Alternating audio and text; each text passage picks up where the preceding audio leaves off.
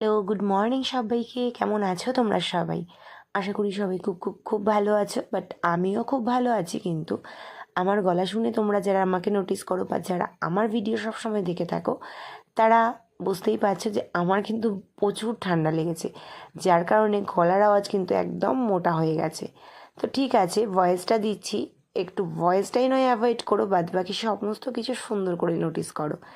অনেক দিন পরে একটু ঘুরতে বেরিয়েছিলাম, আর বেরিয়েছিলাম হচ্ছে চুঁচুড়ার উদ্দেশ্যে।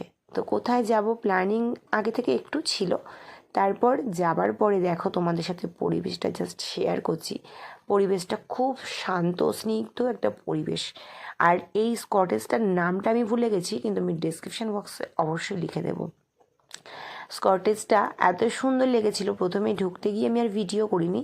তারপর কিছুটা গিয়ে মাঝপথে গিয়ে ভাবলাম না, একটু ভিডিও করতেই হবে, কারণ এত সুন্দর একটা লোকেশান। আমরা কিন্তু সবসময় ঘুরতে যাওয়া মানেই দীঘা, পুরী, দার্জিলিং, গ্যাংটক এগুলোই বুঝি, কিন্তু আমাদের এত কাছে, এত লোকালের মধ্যে যে এত সুন্দর সুন্দর স্পট আছে, যেগুলো আমাদের জানাই নেই। তো যাই হোক, আমার জানা ছিল না, তোমাদের জানা আছে কিনা সেটা আমি বলতে পারবো না। তো পুরোটাই তোমাদের সাথে শেয়ার করার চেষ্টা করছি। ফার্স্টে ঢুকলাম, ঢোকার পর যখন নাকি ডান দিক বাঁ দিক দুটো খুব সুন্দর সিনারি, সেগুলো তোমাদের সাথে শেয়ার করেছি। তারপর ভেতরটায় ঢুকে রুমটার ভেতরে জাস্ট আমি দেখে মনে হচ্ছে যেন আমি একটা প্যান্ডেল দেখতে এসেছি, মানে দুর্গা পুজোর বা কোনো একটা পুজোর অকেশনের প্যান্ডেল।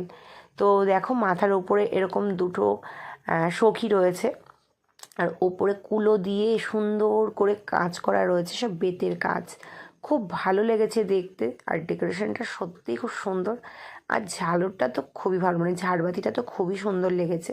তো টোটালি সমস্ত কিছু মিলিয়ে আমার পরিবেশ, আমার এই রুমটার ভেতরটার ডেকোরেশন সমস্ত কিছু খুব ভালো লেগেছে।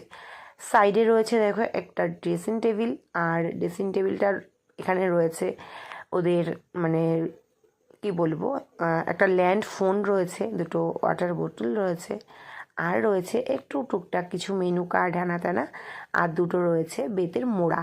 তার সাথে দেখো দুটো চেয়ারও রয়েছে, এখানে বক্স বাজছিল, বক্সের মধ্যে গান হচ্ছিল। আমি তো সেই নাচা নেচে নিলাম অল্প একটুখানি।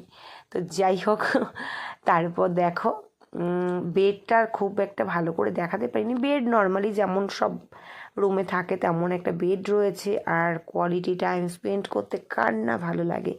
আর যদি হয় তার সাথে এরকম মনের মতো একটা পরিবেশ, জাস্ট জমে একদম কালাকাত সন্দেশ হয়ে যায়। তারপর দেখো টয়লেটের ভেতরটায় এখানে রয়েছে একটা বেসিন, এখানে রয়েছে ভেতরটায় শাওয়ার, এখানে রয়েছে বাথটাব, আর ওখানে কোমরটা রয়েছে। আর আমি এই মিররের সামনে দাঁড়িয়ে একটু জাস্ট ঢং তো করতেই হয়।